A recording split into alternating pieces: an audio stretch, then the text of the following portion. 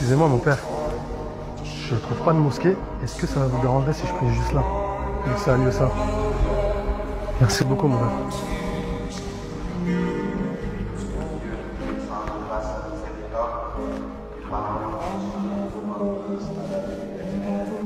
Allahu Akbar.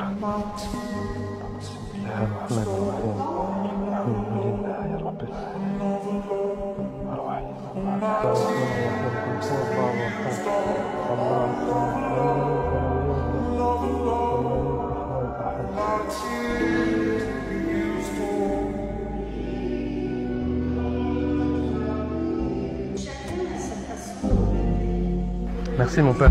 Merci.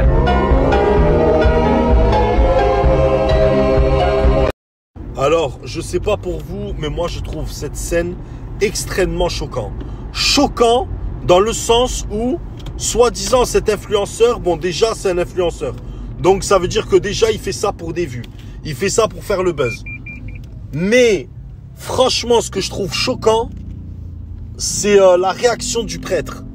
Le prêtre en pleine messe un dimanche, qui est en train de parler avec les fidèles chrétiens, catholiques. Il est en train de parler, il est en train de faire son prêche et il se fait interrompre en plein prêche par un influenceur. Finalement, c'est un influenceur, c'est pas quelqu'un qui a réellement besoin de faire la prière ou quelque chose. Même si la prière, tu peux la faire dehors, même si tu peux la faire n'importe où, la prière. C'est ça qui est bien aussi. Mais est-ce que c'est pas une provocation? Moi, je le vois comme une provocation.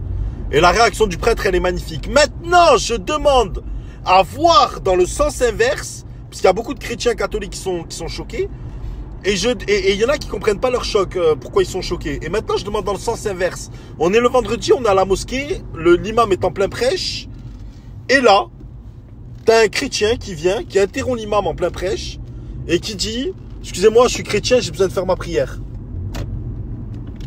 Comment va le prendre l'imam? Peut-être bien, parce que l'imam, c'est une personne qui est sainte et bonne d'esprit.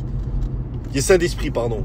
Mais par contre, je serais curieux de savoir dans la mosquée s'il ne va pas y avoir quelques langues de pute qui vont dire c'est de la provocation, il fait ça, c'est un islamophobe, etc. Tout ça. Donc tu vois, franchement, c'est normal, la réaction de certains chrétiens l'ont pris comme une provocation dans l'église. Certains chrétiens qui étaient là dans la vidéo. Mais après, il ne faut pas oublier que c'est un influenceur. Il n'est pas musulman, c'est un influenceur qui s'est amusé à faire ça pour le buzz. Une grosse merde, quoi, avec sa tête de gland. Mais après, voilà. Après, franchement, la réaction du prêtre, elle est magnifique. Et franchement, ça prouve que, voilà, qu'il y a le vivre ensemble, qu'on peut cohabiter ensemble. Et que, voilà, nos religions, elles sont peut-être différentes. Mais il y a un truc qu'on a tous en commun, c'est que, voilà, on prie, donc on veut à tout prix s'approcher de Dieu, de notre Créateur. Ça, certains l'appellent Seigneur, d'autres l'appellent Allah, d'autres l'appellent, je sais pas, mais voilà. Mais c'est ça qu'il faut retenir dans l'histoire. Et cet influenceur, s'il le faut, Belek, tu vois, parce que c'est pas un musulman, s'il le faut, tu vois, il va embrasser la religion musulmane. S'il le faut, il va peut-être se rapprocher de l'église. Il va peut-être, tu vois, au moins c'est une bonne chose pour lui aussi. Finalement, non, franchement, voilà. Donc je comprends pas les réactions négatives qu'il y a sur les réseaux. Je comprendrai jamais, voilà.